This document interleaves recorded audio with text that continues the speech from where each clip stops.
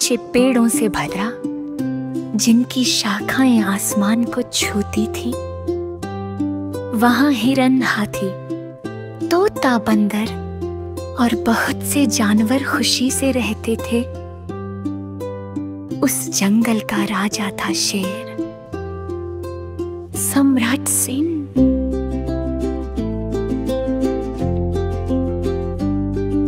सम्राट सिंह बूढ़ा हो गया था,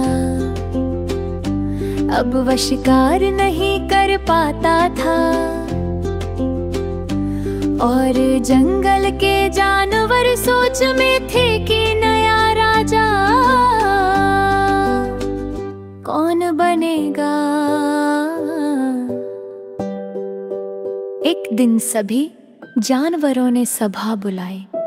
हाथी ने कहा, हमें किसी ऐसे को राजा बनाना चाहिए जो बलवान भी हो और बुद्धिमान भी। तोता बोला, और जो सबका भला चाहे। सभा में बहुत चर्चा हुई, कोई कहता बाघ, कोई कहता भेड़िया। अभी पेड़ों के ऊपर से एक उल्लू नीचे आया, वो जंगल का सबसे बुद्धिमान पक्षी माना जाता था।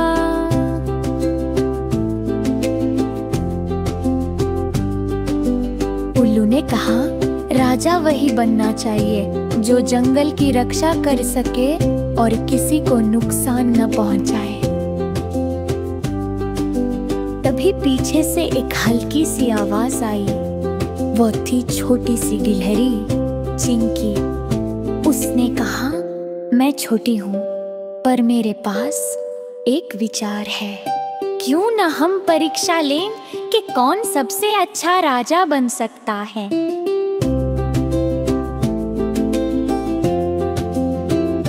सबको बात पसंद आई।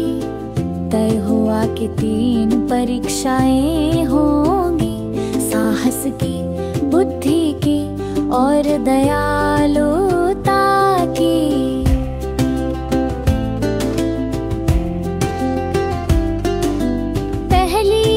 परीक्षा साहस की।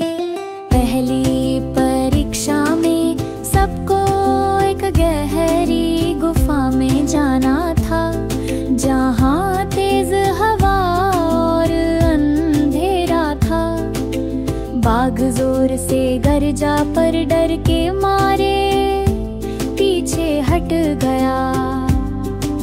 हाथी भी अंदर नहीं गया, लेकिन एक छोटा सा तेंदुआ राजन आगे बढ़ा। उसने अपनी जलती आंखों से अंधेरा चीरते हुए अंदर जाकर देखा कि वहां बस हवा की गूंज थी। वह लौट आया, निर्भय और शांत। सबने उसकी हिम्मत की सराहना की। दूसरी परीक्षा बुद्धि की। उल्लू ने एक पेड़ पर 3 फल रखे, एक मीठा, एक कड़वा और एक जहरीला। उसने कहा, सही फल चुनो। बाघ ने बिना सोचे मीठा फल खा लिया।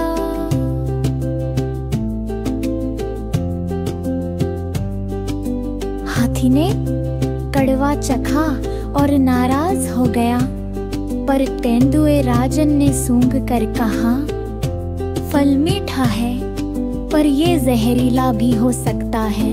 मिठास कभी कभी धोखा देती है। उसने फल को तोता और बंदर को दिखाया। तोते ने पहचान लिया कि ये मद फल है जो जानवरों को सुन कर देता है।